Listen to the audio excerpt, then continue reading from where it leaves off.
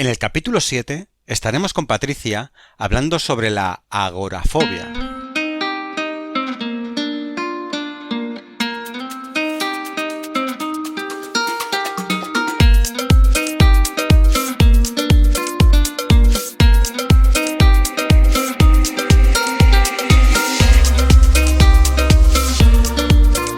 Muy buenos días a todos. Hoy tenemos aquí con nosotros a Patricia, como bien sabéis, que es psicóloga sanitaria enfocada sobre todo en población adulta, que trabaja desde las terapias contextuales y es una pieza fundamental de nuestro equipo de psicología online avanzada que apoya al resto de los psicólogos de la plataforma, supervisa casos.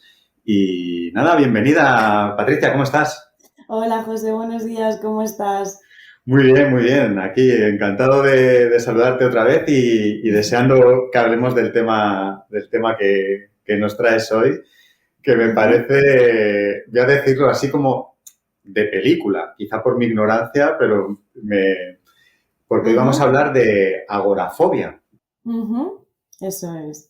Y claro, a mí este tema desde el desconocimiento absoluto me recuerda a muchas series o películas, pero claro, quizás sea porque no conozco ningún caso real y me encantaría que me desvelaras hoy pues toda la realidad, ¿no?, que hay detrás de este problema, que seguramente pues quien lo sufre no lo ve como una película, ¿no? Es totalmente lo contrario. Así que cuéntanos, si quieres, antes de que empiece yo a preguntarnos pues, exactamente qué es la agorafobia. Vale.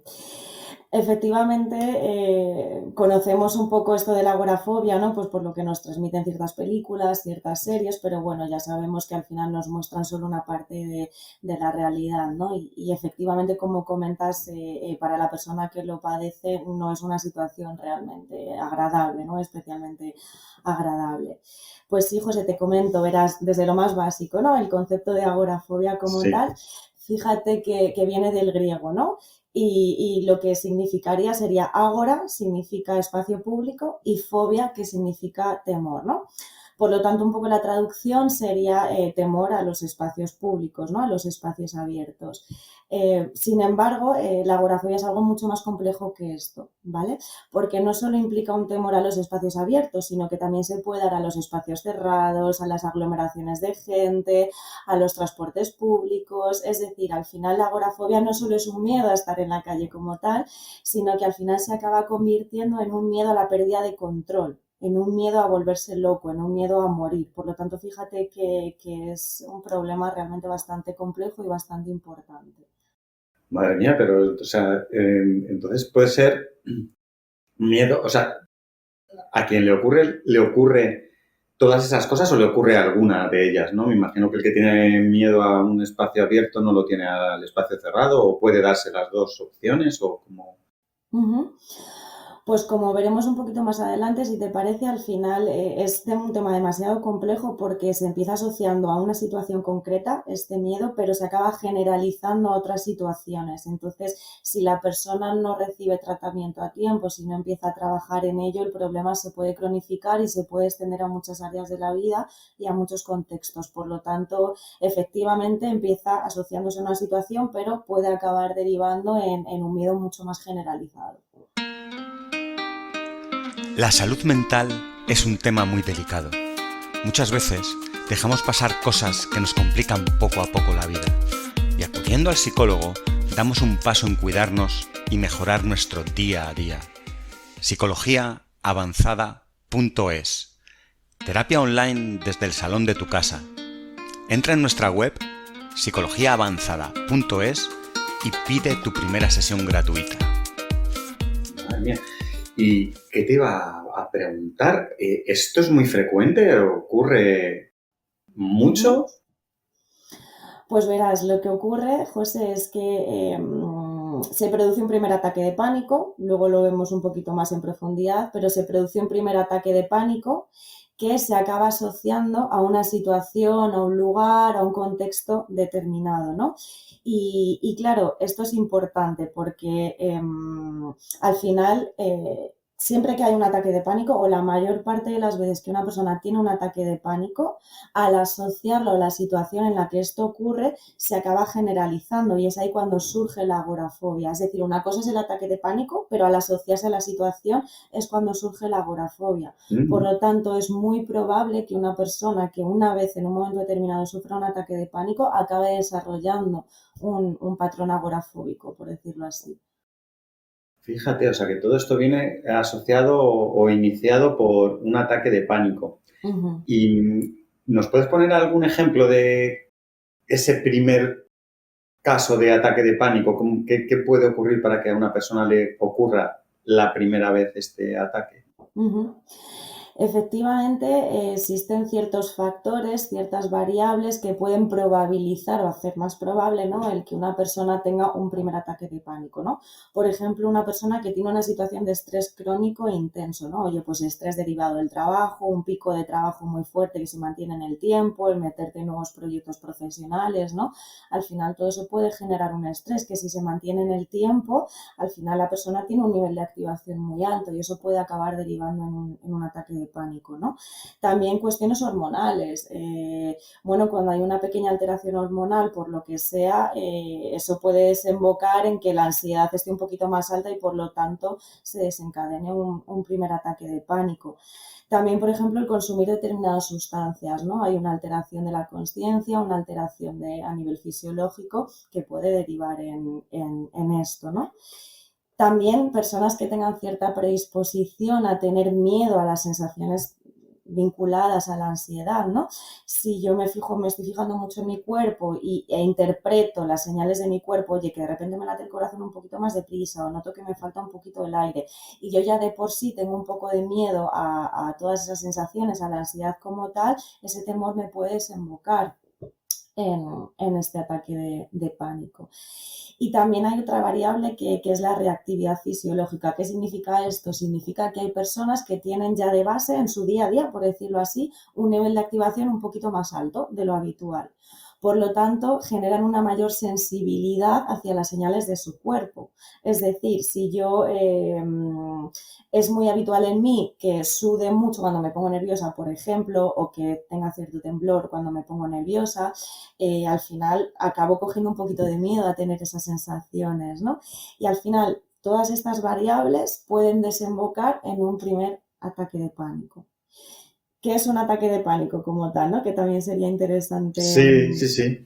Justo te iba a preguntar ahora que nos explicaras un poco eso, ¿no? ¿Qué ocurre cuando pasan todas esas cosas que dices previas, ¿no? Que tienes y de repente ocurre el ataque. Si nos lo puedes, me imagino que el que lo ha sufrido lo sabe, pero la persona que no ha pasado nunca por ello, ¿qué es lo que ocurre? ¿Qué pasa?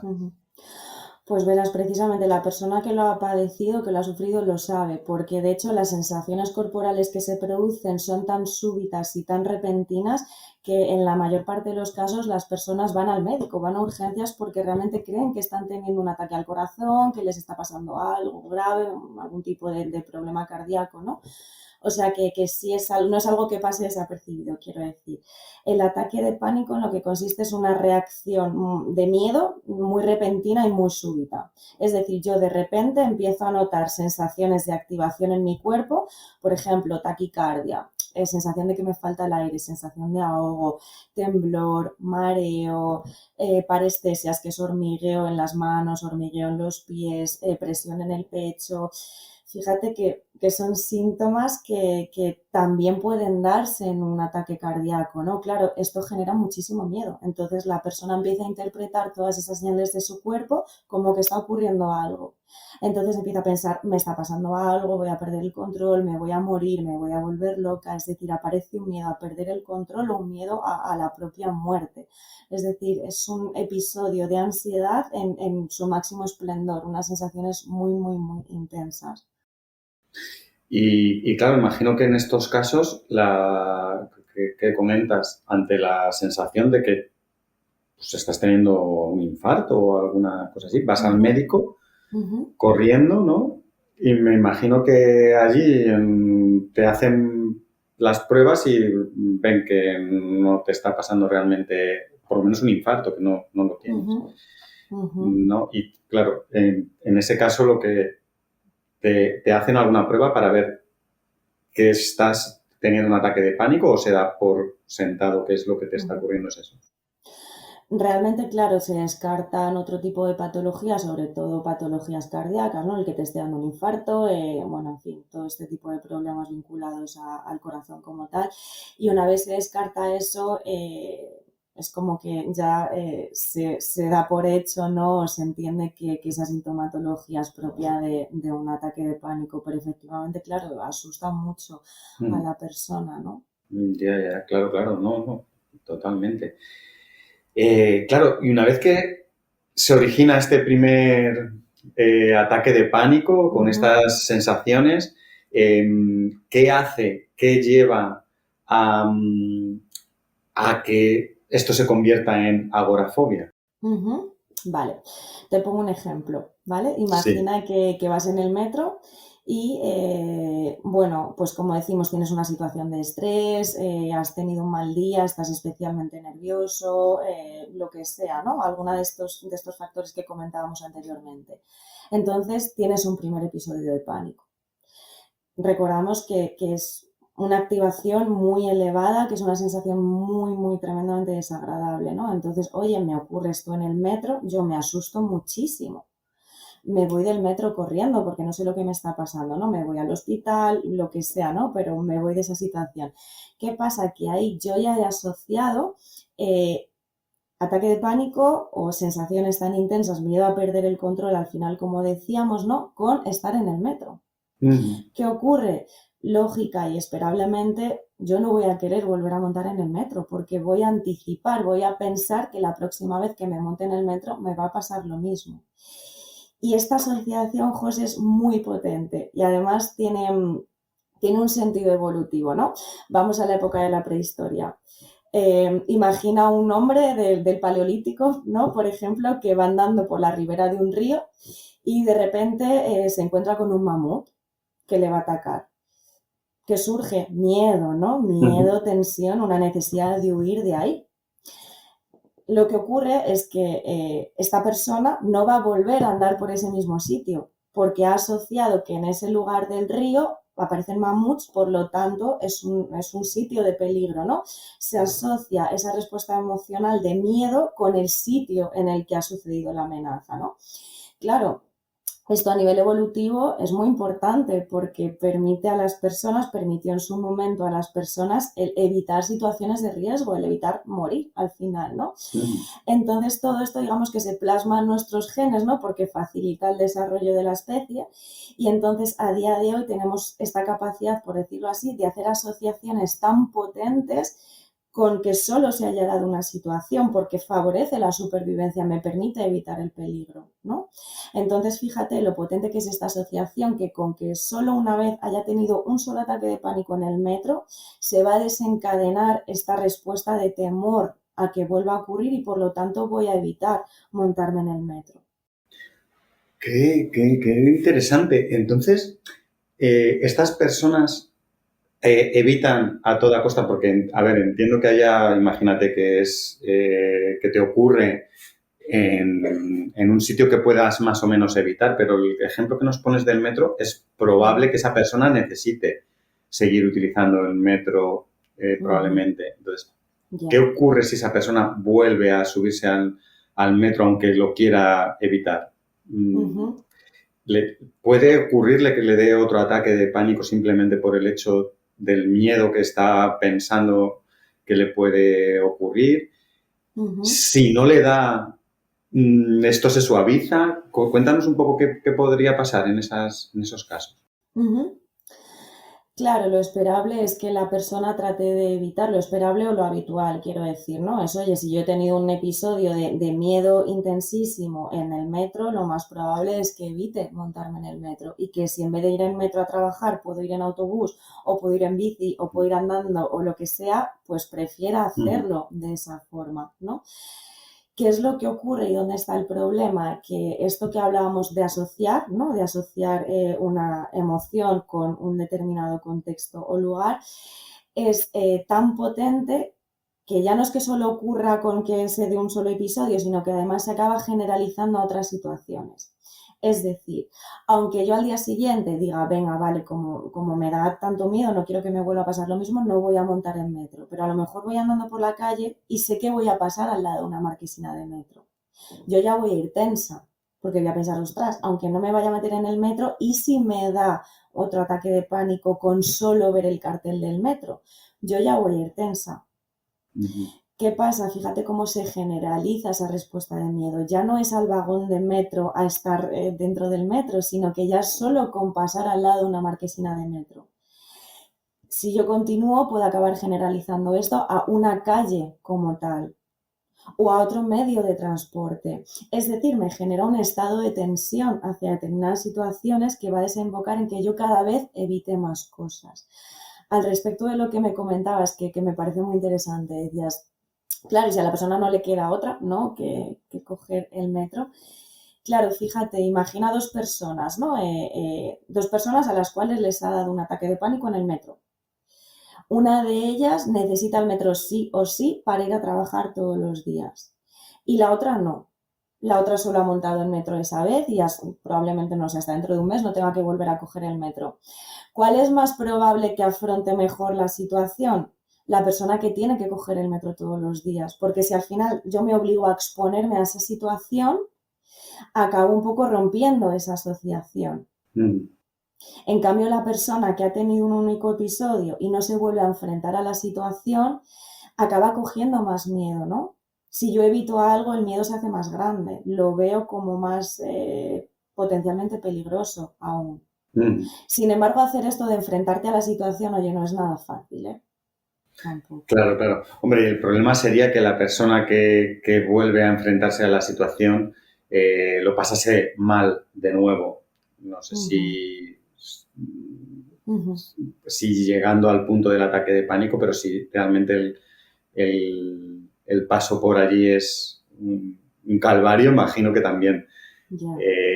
significará algo, ¿no? Empezará... Bueno, es que, claro, fíjate que ahora me lo estás contando y me pongo en contexto y, claro, yo evitaría, pues eso, buscaría el autobús, a lo mejor en el camino que has cogido alternativo, en el autobús, vas todo el camino pensando en lo que has hecho y estás planteándote, ¿y si no es el metro? ¿Y si me da aquí también? Y lo que dices tú Claro, de pensar y decir, pues es que el autobús también lo tengo que evitar. efectivamente. Y, claro, esto es como una bola de nieve. Ese es el mayor problema, que es exactamente eso, una bola de nieve que cada vez se hace más grande, ¿no? Y el problema, José, está en que si yo tenía un primer episodio de pánico en el metro y al día siguiente vuelvo, yo ya voy a ir, como decimos, en estado de alerta, en tensión, lo cual hace que esté más nerviosa, etcétera, etcétera, etcétera. Y yo me monto en el vagón y me empiezo a activar, empiezo a notar las mismas sensaciones y huyo de la situación, escapo de la situación, el miedo se hace aún más grande porque no estoy enfrentándome como tal a esa situación, la estoy gestionando a través de una evitación, de huir de la situación. Oye, que es humanamente esperable que esto ocurra, ¿no? Porque todos evitamos el malestar al final. Pero el problema está en esa respuesta en la que yo escapo de la situación y no me enfrento a ver qué pasa realmente si paso un poco esa curva de la ansiedad, como decimos, ¿no? Claro, claro, claro. ¿Cómo una persona que empieza a tener estos problemas, que empieza a desencadenarlos y que sigue avanzando, cómo termina? ¿Qué es lo que ocurre con ellas? ¿En qué situación pueden acabar? Lo que ocurre, como decíamos, José, es que intervienen estos dos factores de la asociación entre ataque de pánico con una situación determinada y además cómo eso se acaba generalizando a otras situaciones, ¿no?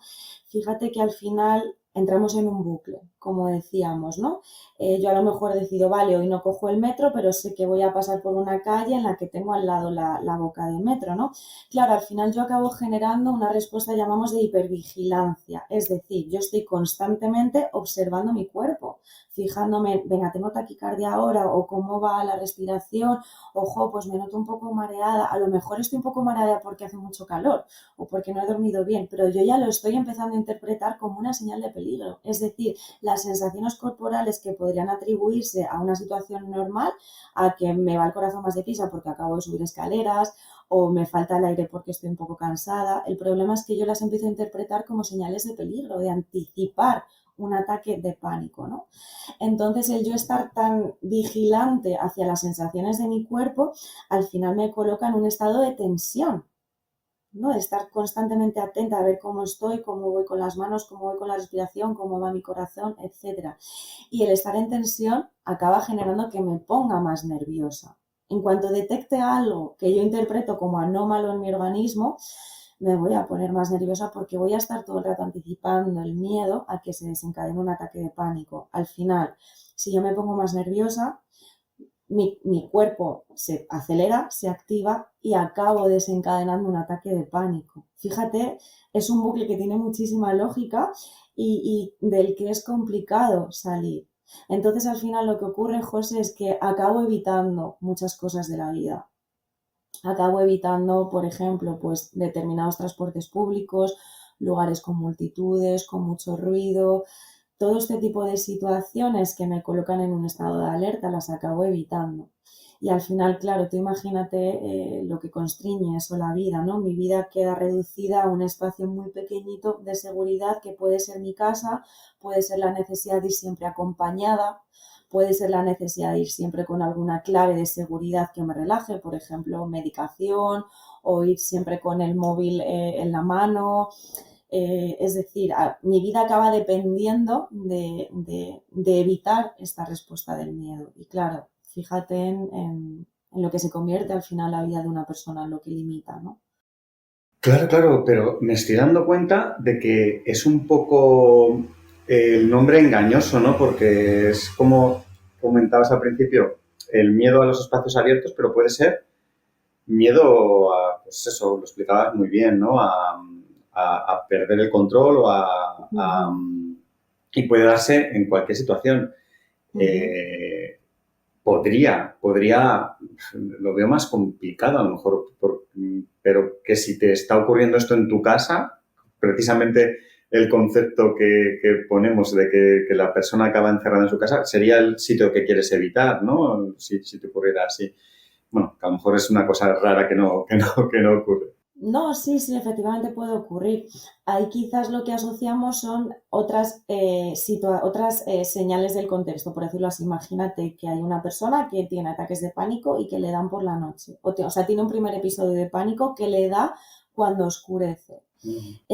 Lo que asocia precisamente es la oscuridad, la noche, a una respuesta de miedo. Entonces quizás pueda permanecer en su casa durante el resto del día normal, siga siendo un espacio de cierta seguridad, pero que el problema sea cuando cae la noche o por la mañana. Es decir, acabamos asociando determinados factores o, por ejemplo, no sé, después de comer. Entonces, claro, esta facilidad de asociar la respuesta emocional, como decíamos, con la situación, oye, puede ser con olores, puede ser con lugares, con horas del día, se asocia, como decimos, por esta clave evolutiva, ¿no? Se asocia con cualquier señal que me indique que hay un peligro. Entonces, me imagino que este problema lo puede tener gente que sufre situaciones muy, muy distintas, ¿no? El que no puede subirse en transportes públicos, el que no puede ir sin compañía, el que habrá casos extremos, ¿no? Que no salgan ni de su casa y situaciones pues muy, muy diferentes. ¿Cómo? Me imagino que a lo mejor cuando llega un paciente a consulta lo identificáis enseguida, pero pienso que te puede llegar alguien con un problema que es muy, muy diferente a otro. ¿Sois capaces de identificar que el problema que tiene es agorafobia desde rápidamente o necesitáis avanzar en la terapia? Quiero decir, si alguien te dice, pues mira, es que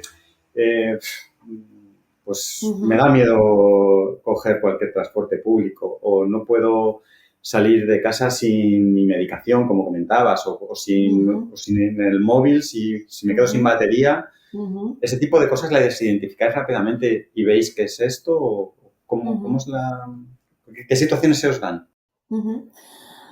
Efectivamente, como en todos los casos, al final, fíjate, el concepto de agorafobia no es como una etiqueta, un nombre que se le da a un estilo de respuesta, ¿no? A unas sensaciones fisiológicas, a cómo yo las interpreto, a que eso me genera una respuesta de evitación o de escape, etcétera, ¿no? Pero al final estas etiquetas nos sirven un poco a los psicólogos para guiarnos, pero en realidad cada persona es un mundo, cada persona tiene su propia problemática, su propia casuística, ¿no? Entonces, al final, en la terapia siempre tenemos que analizar la situación particular de esa persona. Eso es algo fundamental, ¿no? El no guiarnos por conceptos generales o por etiquetas diagnósticas así muy generales, sino conocer en profundidad el problema de la persona, de qué forma le afecta particularmente a esa persona, ¿no? Esto requiere un pequeño proceso de evaluación, ¿vale? En el que identificamos cuál es el problema, cómo se está manifestando, cómo lo gestiona la persona, etcétera. Pero sí que es cierto que en estos casos concretos, ¿no? De agorafobia suele ser algo que se suele identificar muy fácil, porque en cuanto detectamos que hay ataques de pánico, que son, de verdad es algo muy sencillo de identificar por la forma tan súbita y tan intensa en la que aparece.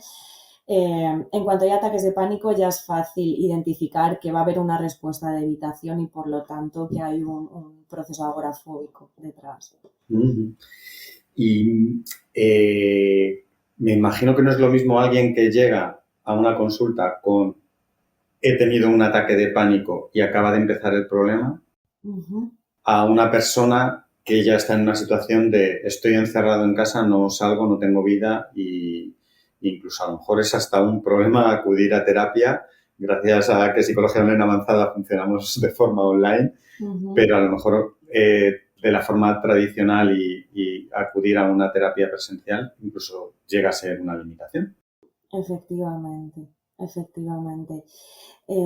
Sí, la variable un poco del tiempo, de cómo se va cronificando el problema, es algo bueno que afecta al tratamiento, ¿no? Efectivamente, no es lo mismo el que la persona haya tenido 3 ataques de pánico y acuda casi inmediatamente a terapia que una persona que ya está bastante incapacitada, ¿no? Por esto de la evitación y del escape. eh, bueno, están en puntos diferentes, ¿no? Y entonces la intervención se adapta al punto en el que esté la persona. Pero por eso es tan importante el acudir a terapia en cuanto a este tipo de problemas empiezan a aparecer, porque cuanto antes empecemos a trabajar, bueno, podemos facilitar o agilizar todo el proceso, ¿no? Claro. Y efectivamente, el problema está en que si dejamos que esto se cronifique en el tiempo, puede ser incluso problemático el hecho de acudir a terapia presencial, ¿no? Porque, claro, la persona tiene asociado, tiene tan generalizada esa respuesta de miedo que tiene incluso dificultad para salir de casa. Estamos hablando de casos muy extremos, esto no siempre ocurre así, ¿no? Pero hay casos en los que esto ocurre. Entonces, efectivamente, es bastante complicado en estos casos. Se puede Claro. trabajar, pero es complicado. Y te iba a preguntar, porque hay cosas o problemáticas por las que, de una manera u otra, todos vamos a pasar a lo largo de nuestra vida. Ujú, Por un duelo, por, bueno, pues situaciones que podemos vivir todos. ujú, Eh, y estas situaciones, bueno, puede ayudarte a acudir a terapia o no. Todos los que hemos pasado alguna vez por un duelo, hayamos pasado por terapia o no, la podemos haber ujú, necesitado o no, ujú, lo hemos vivido. Pero en un caso como este de agorafobia, sin acudir a terapia, puedes ser capaz de una persona sola sobrellevarlo, no sobrellevarlo, sino avanzar y resolver el problema, o ujú, la única forma de poder volver a tener una vida normal es acudiendo a terapia. ujú. Muy buena pregunta. Como te comento, depende de esa respuesta de escape. Si yo empiezo a meterme en ese bucle, de evitar situaciones es como un torbellino, ¿no? Que desde el centro es muy pequeñito, pero se va haciendo cada vez más grande, ¿no? Si yo entro en ese bucle es complicado escapar de él, en ese bucle de evitar por una parte y de estar hipervigilante hacia mis propias sensaciones corporales, ¿no? De estar constantemente atenta a los indicios de peligro que se puedan dar en mi cuerpo. Realmente si yo me enredo, como te comento, en este bucle es complicado salir de él, ¿no? Depende de muchos factores, como decíamos, si yo al final tengo que coger el metro todos los días porque tengo que ir a trabajar y no existe otra alternativa u otras alternativas son inviables o son más problemáticas, al final me tengo que enfrentar a esa situación sí o sí.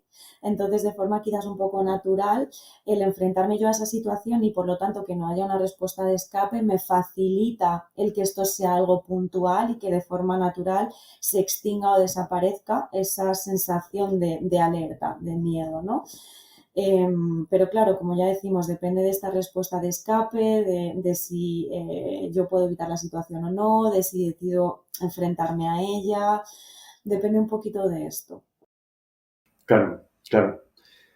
¿Qué podríamos decirle? No sé si el entorno de la persona que sufre esto puede hacer algo. ¿Hay algún consejo que se le pueda dar a la familia o a los amigos de alguien que sufre agorafobia para que puedan ayudarle de alguna manera? Ya. Pues mira, en primer lugar, José, como siempre, comprender a la persona, ¿no? Comprender que realmente la persona no está decidiendo no salir de casa o no ir al teatro por capricho, por lo que sea, sino que es que realmente tiene asociada una respuesta de pánico, de miedo intenso, ¿no?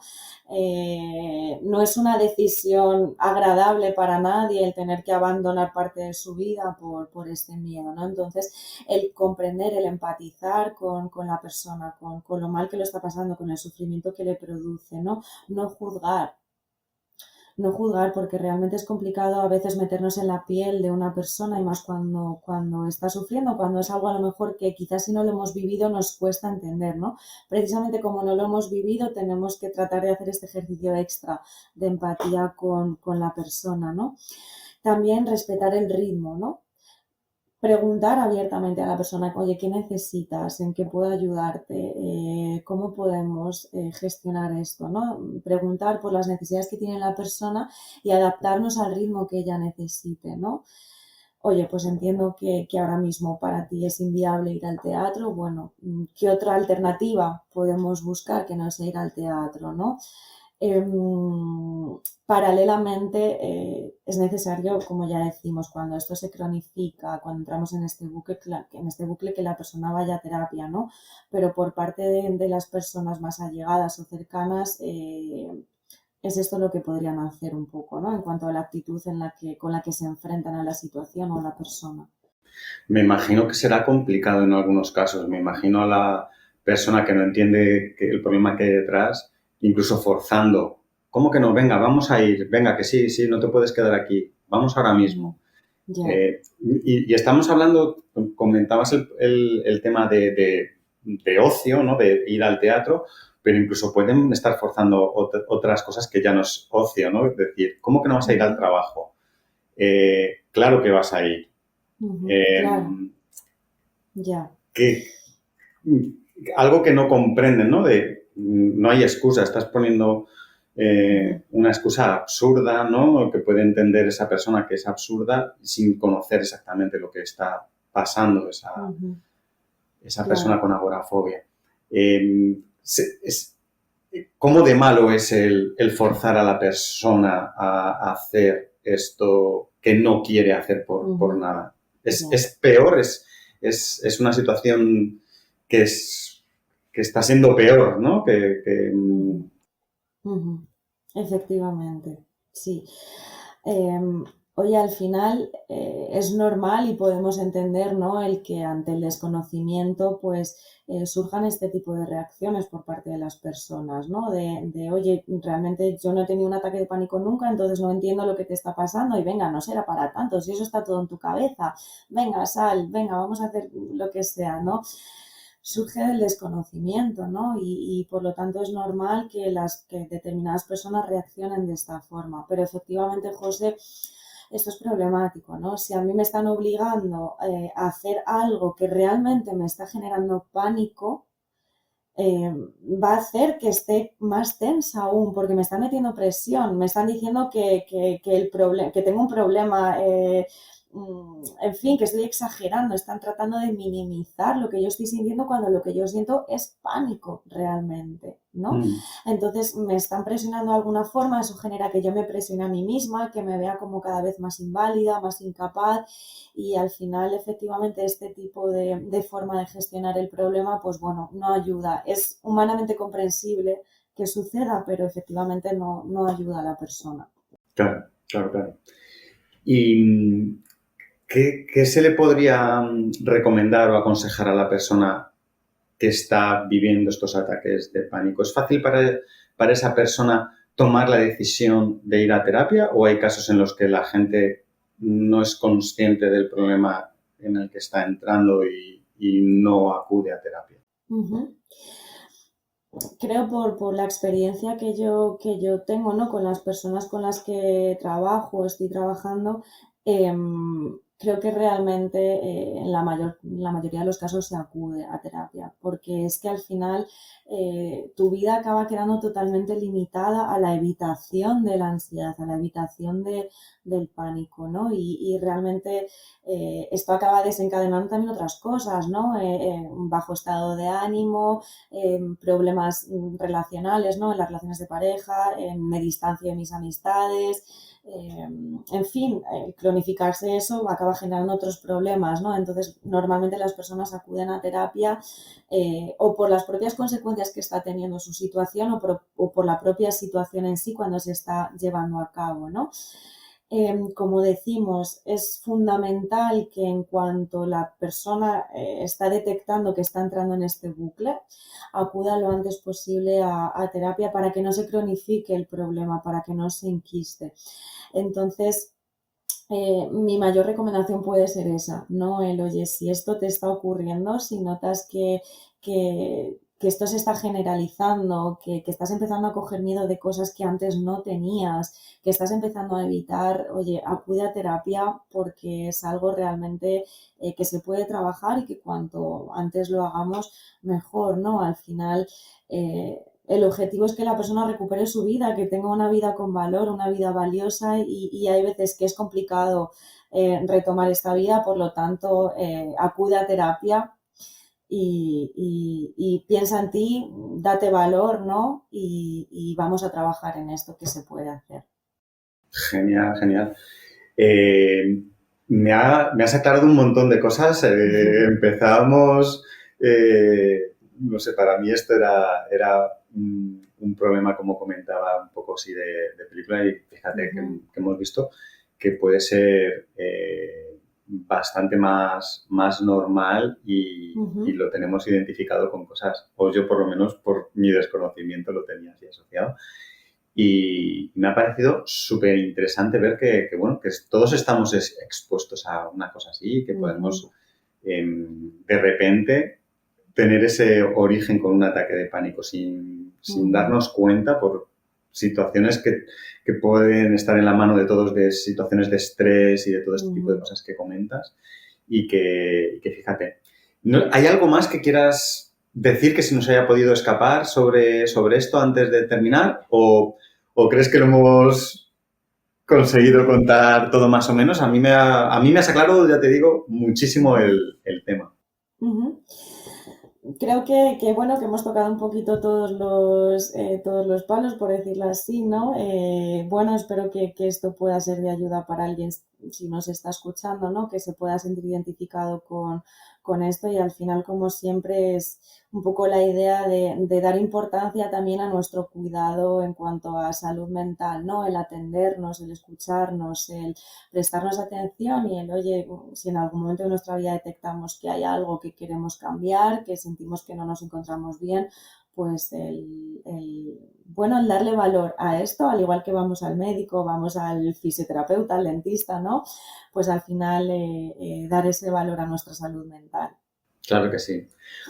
Pues, oye, Patricia, muchísimas gracias y espero que coincidamos prontito otra vez y nos hablemos de otro tema tan apasionante como este. Estupendo, encantada, José. Un placer como siempre. Un saludo. Un saludo. La salud mental es un tema muy delicado. Muchas veces dejamos pasar cosas que nos complican poco a poco la vida y acudiendo al psicólogo damos un paso en cuidarnos y mejorar nuestro día a día. Psicologiaavanzada.es. Terapia online desde el salón de tu casa. Entra en nuestra web psicologiaavanzada.es y pide tu primera sesión gratuita.